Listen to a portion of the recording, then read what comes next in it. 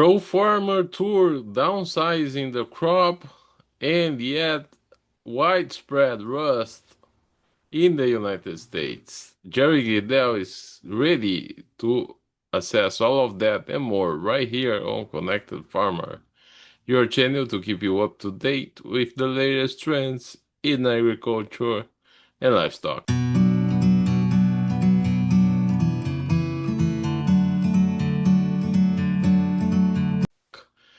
Jerry, today we had the release of the numbers from the Profarmer Crop Tour, and the national average was 182 acres per 182 bushels per acre, well below the USDA numbers.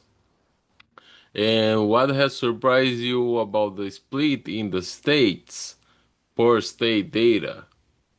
Well, along the way here, our little not being as good as last year, and ultimately, uh, the averages that we got really through the main portion, I should say, of the Midwest. Uh, uh, the tour starts in South Dakota and it starts in Ohio. From there, South Dakota's yields came in as kind of expected versus the USDA's numbers. They had 174 average, but they see the meat of the market there, so it's usually down about 5 bushels, and that.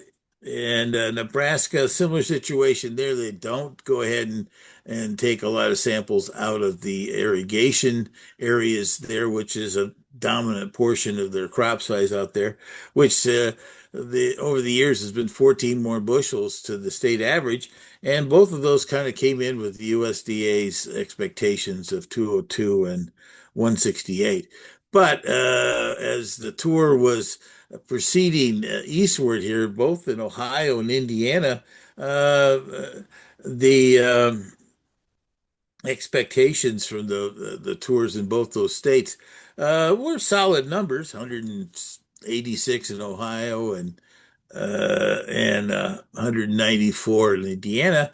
But uh, even adding the kind of seasonal or locational situations that have traditionally been factored into these two states, both of them came in 7 bushels under in Indiana and 5.7 in Ohio.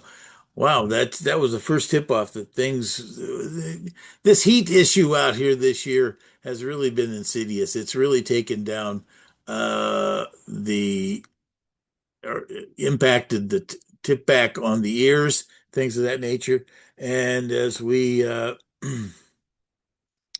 moved into Illinois, which we had taken a peek at here 10 days or so ago, and that it really started to pop up with the USDA's 221, even with the adjustment from our 199 bushel estimate. Our 203 was 17 bushels less than the USDA's projection that they had during the month of August. Iowa, similar kind of scenario here. It actually had a better average yield for the tour out there at 198. But even with the 6 bushels that traditionally happens where I think the tour looks at lots of stuff in the eastern and central part of the state. I'm not sure how the West was actually excellent in their numbers they had out there and that and but overall even with the 198 and the 6.7 bushels added, it was substantially lower than the USDA's But they 222. have confirmed exactly what we saw both in Iowa and Illinois the week prior. Oh, yeah, that basically uh, the crop has been impacted by the heat, tip back, things of that nature. Maybe a little, I wouldn't say that the population was different too much than normal, or was the uh, corn rows around the each individual ear. Ears were strong, uh, but not spectacularly. But it was all ear length is what they came up with on the tour here as reasons for the corn estimate to be as high as it was. And I wonder if that's going to turn out to be the case. From there, uh, overall, the numbers that Pro Farmer put out today. Uh, were 182.7 bushels versus the 188.8 that the USDA had. And I think this has all to do with the fact that the USDA doesn't have any hard data here.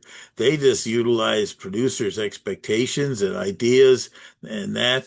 And we've discussed this in the past where producers haven't really been strongly looking into their fields and doing counts and stuff like this. This Pro Farmer Tour was the first one to show what people were seeing when she went inside and started counting ears and counting bushels out there, and that's pretty significant. From there, the same thing on the beans, but the soybean counts here on beans were very good, consistently across the country. The biggest question is, will it continue to fill? Eastern Indiana, Ohio, lots of concerns about dryness and the fact that things could fall apart there on some of these bean counts not actually getting into the combine. I would have to say a similar situation in Illinois could be a factor there along the way. And so you look at these things going forward in that the bushels out here still have some vulnerability. I don't know that I would say they've got the Well, dramatic would changes. you say that there room for more cuts in the Uh, yield with all these reports of rust? Yes, the disease issue is the one factor on the corn side that come in. If it gets significant, and I really think it is it's really even developed somewhat here in Illinois since we were out there 2 weeks ago, and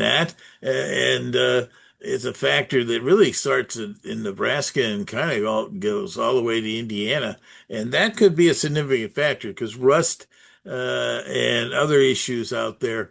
Uh, Basically it attacks the leaves and corn and it shuts down the photosynthesis that is going to the ear. So that is a factor. Plus, I think also as you mentioned, this water situation and heat.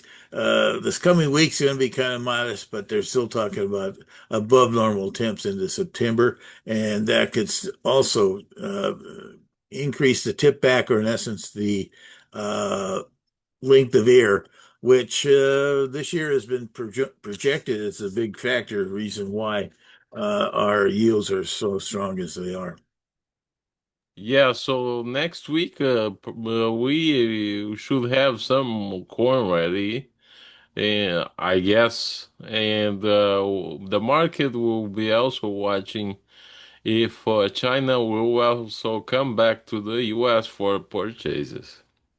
Yes, that was part of the rumor mill that hit our markets here on Thursday that popped up the soybeans and even corn at this point. Uh, from there, uh, they pretty well have searched South America and made their purchases from there. So, to some extent, they haven't really bought a lot of North American corn and soybeans. And so that was there. Kind of got poo-pooed later in the day, and the market's kind of stabilized today, partly because of what was going on here and the theories about soybeans and that, and what could happen with the September USDA supply demand numbers, which is uh, it'll be about the 10th or 12th of the month. We'll get those out, which is coming around the corner here on stuff. And so, unfortunately, I don't know how, we talked, see, we got over a 6 bushel decline here in our difference between the Pro Farmer Tour and the USDA's numbers.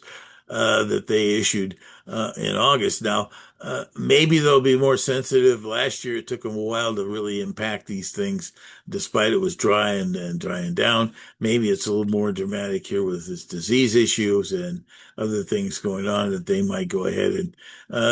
But unfortunately, they really don't have any new news here. In the month of September, what they will get is numbers of plants and numbers of ears. Well, numbers of plants and go with corn and soybeans, and in corn they also get some ear counts, but they won't get any samples to look at and or any kind of information in that area until the October report. And that's what, unfortunately, the last year the information about things being shrinking didn't get to them until, well, it started in November. That's the first month they took their yields down from where they were in the 184s last year. From there, I kind of feel like that the USDA is probably going to end up maybe being 185 or 186. I don't think they're going to get down to this 182 number that came out from the Profarmer Crop Tour, but the interesting thing about it, I don't sense that that's an impractical number. It makes more sense. Jump from 179.8 all the one to one up to 188.8 is a huge jump. And I don't sense that we've got the kind of genetic material out there. We haven't changed anything. We haven't changed row length or row spacing. We haven't done, and the weather's been very erratic. So I don't sense that the 188 makes a lot of sense. But how quickly do they react to it? That's a big difference from there. So yeah, I'm anticipating that uh, there, and even the soybeans. This adjustment here of, excuse me, about 50 million in their bushels is definitely making things interesting on the carryover stock that was projected at 290 million last month. All right, we'll keep looking at it and we'll update next week. Thank you. You bet. Take care.